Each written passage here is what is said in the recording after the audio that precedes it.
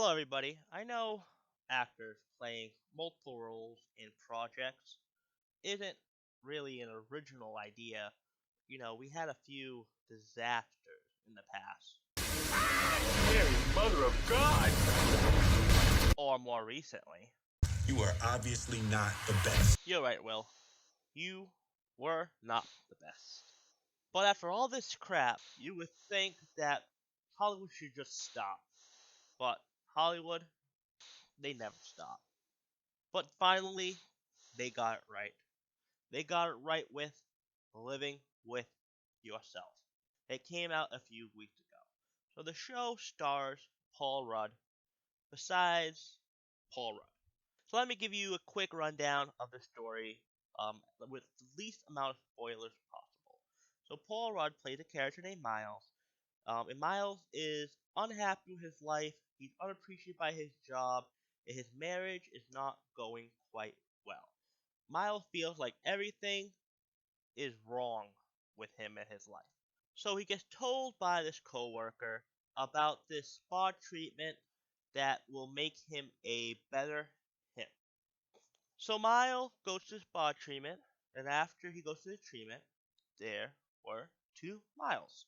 There was the Mile that's depressed from the beginning of the story, depressed, doesn't like his life, things aren't going well for him, and this new approved Miles that's everything's going right, everyone loves him, the perfect Miles. So that's a quick rundown of what the story's about.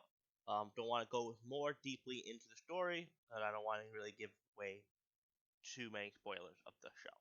So the show's pretty short. I think it's like 8 or 9 episodes, 30 minutes apiece. So you get through it pretty quickly. It's not like most of the Netflix shows that go on for an hour and they last like 10 episodes. So it's pretty short. And it's really, really good. There's not too much I disliked about the show. So I'm going to go through my dislikes first. So the show follows three people. Follows Miles, which is Paul Rudd, New Miles, which is also Paul Rudd, and it follows Miles' wife, Kate. So they have not much time per episode. They have 30 minutes per episode. So what they like to do in the show is they like to go through each person's perspective of what happened in the event of the episode in different episodes. So in one episode, you'll have Miles' perspective of every action that goes on in that episode. And then in the next episode, you'll have New Miles' perspective of the whole episode. In some episodes, you'll have Kate's perspective. This tactic is get pretty old pretty quick, but they do get a lot of things done in each episode. It's not like you get nothing out of it. Another thing I didn't like is that they started with this other storyline in the show. They brought in a couple characters, and it took like 7 minutes with them and how they interact with the story, but it didn't really do anything to the story. It didn't move the story on, did nothing. It really didn't really have a place in the story at the time. I don't know if they're trying to build up for future seasons, but it could have not been in season one. Really didn't make sense why they only focused 7 minutes on the storyline and not go anywhere with it. But other than that, I think that's all the problems I have with this season. Now, with everything I like about this season, quite a few things that I really enjoyed. First and foremost, the acting. Paul Rudd nailed it. Nailed new Miles, nailed old Miles. Just the whole show. He made the show. But Paul Rudd. Paul Rudd's gonna make it. Paul Rudd is great. He made the show fun. He made the show hilarious, laughing nonstop. He made the show dark when it needed to be dark.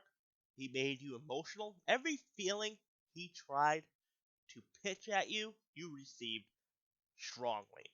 Just great. And it also made you think. It made you think about your own life.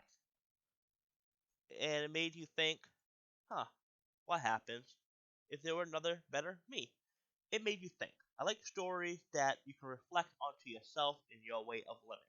It's just good storytelling. You get something out of it.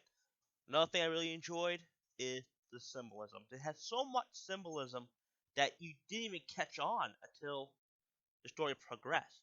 There's so many things that represent relationships, how people feel with like common everyday objects that you would not think twice about until you actually analyze it.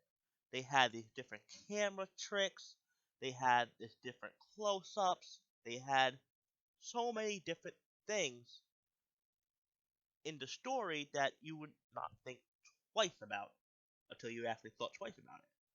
It's just so well. I love symbolism in movies. I am a sucker for Easter egg. I'm a sucker for foreshadowing. I just love that. My favorite piece of cinema is disguised storytelling. Telling the story with things that you would not even think the story being told with. It just blows my mind that people can be so creative to make you think and not just be given to you straightforward.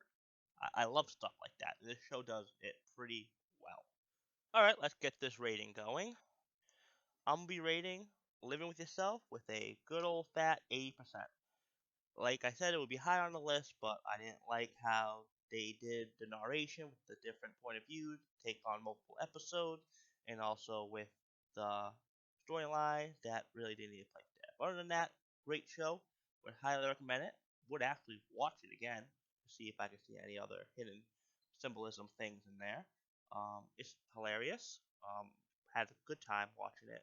I believe anyone who would like a humoral TV show to watch that's short, won't take up most of your time. Probably could watch it 1 or 2 days. As I said, it's very, very short. You would also like the show too. Thank you so much for watching my video. If you can give me a like, comment of your thoughts, if you have seen the show and anything that you like to add into the conversation down below in the comment section. And if you want to see more videos like this, please subscribe. Thank you so much. See ya.